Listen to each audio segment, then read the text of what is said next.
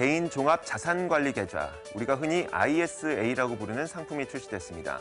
출시 하루 만에 총 가입자 32만 명, 그리고 가입 금액 1,000억 원을 넘을 정도로 많은 분들이 ISA 상품에 관심을 갖고 계신데요.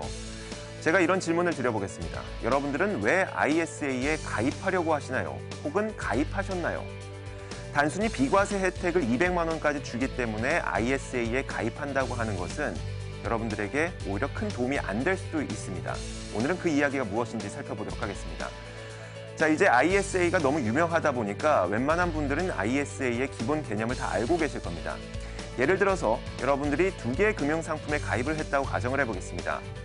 일반 금융상품으로 1개의 금융상품은 300만 원의 수익이 났고, 그리고 1개의 금융상품은 90만 원의 손실이 발생했습니다.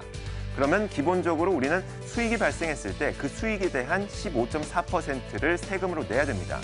그러면 300만 원의 수익이 발생했기 때문에 그에 대한 15.4%인 46만 2천 원을 우리는 세금으로 내야 되는 것이죠. 안 그래도 90만 원의 손실이 발생했는데 여기에다가 46만 2천 원의 세금까지 내야 된다고 하니까 마음이 썩 좋지만은 않습니다. 물론 세금은 내야 되는 것이죠.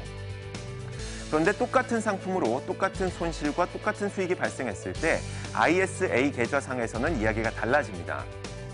ISA 계좌 내에 있는 1개의 금융상품이 300만 원의 수익과 90만 원의 손실이 발생했다고 가정을 하면 이 금융상품은 총 210만 원의 수익이 발생했다고 간주를 하는 겁니다. 그러면 210만 원의 수익 가운데 200만 원까지는 세금을 물지 않아도 된다고 했죠. 여기에다가 200만 원의 초과분인 10만 원에 대해서만 9.9%의 세금을 내면 되는 겁니다. 그러면 여러분들이 짊어져야 되는 세금 부담은 9,900원으로 줄어들게 되죠. ISA냐 아니면 일반 금융상품이냐에 따라서 여러분들은 똑같은 상품으로 똑같은 수익과 똑같은 손실이 발생했음에도 불구하고 46만 2천 원을 낼 수도 있는 것이고요. 혹은 9,900원을 낼 수도 있는 겁니다. 그러면 여러분들은 어떤 선택을 하시겠습니까? 당연히 9,900원의 세금을 내야 되는 것이겠죠.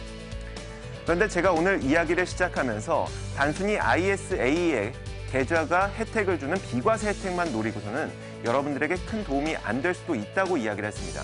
그 이야기가 무엇인지 지금부터 살펴보겠습니다. 예를 들어서 여러분들이 이 비과세 혜택을 주는 최고 한도인 200만 원까지만 수익을 얻었다고 가정을 해보겠습니다. 일반 금융상품에서는 15.4%인 30만 8천 원의 세금을 내야 됩니다.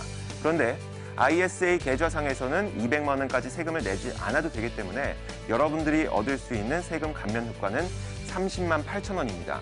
그런데 전제 조건이 있죠. 여러분들이 5년 동안 이 ISA 계좌를 유지를 하고 그리고 이 ISA 계좌에 목돈을 묶어놨을 때입니다. 5년 동안 목돈을 묶어놨는데 5년 동안 30만 원의 세금 절감 효과가 있는 겁니다. 1년에 6만 원 정도의 세금 절감 효과가 있는 것이죠. 여러분들이 비과세 혜택인 200만 원만 노렸다가는 여러분들에게 돌아갈 수 있는 이득은 1년에 6만 원 정도밖에 되지 않습니다. 그렇기 때문에 비과세만 노려서는 이 상품이 큰 도움이 되지 않는다는 것입니다. 이런 식으로 계산을 계속해서 수익률을 조금 더 늘려보겠습니다.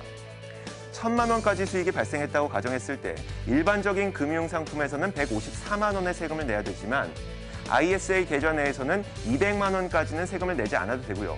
나머지 800만 원에 대해서만 9.9%의 세금을 물면 되기 때문에 여러분들이 가져갈 수 있는 이득은 74만 8천 원 정도가 됩니다. 5년 동안이기 때문에 1년에 약 15만 원 정도의 이득을 가져갈 수가 있는 겁니다. 이런 식으로 계산을 해서 계산의 폭을 더 늘려보도록 하겠습니다. 여러분들이 ISA 계좌를 통해서 최대 이득을 올릴 수 있는 것은 바로 289만 3천 원의 세금 절감 효과를 가져갈 수가 있습니다. 그러면 1년에 여러분들은 약 58만 원 정도의 세금 절감 효과를 가져갈 수가 있는 것이죠. 이처럼 ISA 계좌라고 하는 것은 단순히 비과세 혜택만 노리려고 했다가는 여러분들에게 큰 도움이 되지 않을 수가 있습니다. 다만 여러분들이 수익률을 조금 더 높이려고 하고 조금 더 공격적으로 상품을 담게 되면 여러분들에게 더 큰 도움을 가져다 줄 수 있는 상품이 바로 ISA입니다. 자, 물론 이 ISA라고 하는 금융상품은 원금 보장 성격을 갖고 있지 않습니다.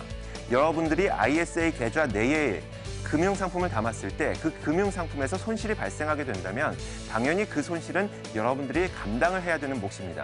그렇기 때문에 ISA에 가입을 할 때에는 투자로 인한 수익과 손실은 투자자 본인의 책임이라는 이 문구를 여러분들은 반드시 기억하셔야 됩니다. 그래서 물론 ISA라고 하는 금융상품이 전국적으로 그리고 국가적으로 출시하는 아주 굉장히 열정적으로 판매하고 있는 그런 금융상품이긴 하지만 왠지 ISA에 가입만 하면 나에게 뭔가 좋은 일이 생길 것 같고 5년 뒤에 목돈이 생길 것 같다는 막연한 기대감을 가져서는 안 되는 겁니다. 그리고 또 한 가지, 비과세 혜택만 노리려고 ISA에 가입해야 되겠다 이렇게 생각하는 것도 여러분들에게 큰 도움은 되지 않을 수도 있습니다. ISA라는 금융상품은 여러분들이 지금보다 조금 더 공격적인 금융상품 그리고 조금 더 큰 욕심과 큰 꿈을 꾸면 꿀수록 여러분들에게 도움이 되는 상품이라는 겁니다. 물론 여기에서 발생하는 손실은 여러분들이 짊어져야 되는 것이죠. 오늘은 ISA가 나쁘다는 것을 이야기하는 것이 아니라 어떻게 이용을 하면 가장 현명하게 이용할 수 있는 것인지 알아봤습니다. ISA에 대한 오해를 풀어봤습니다. 시장을 읽는 남자였습니다.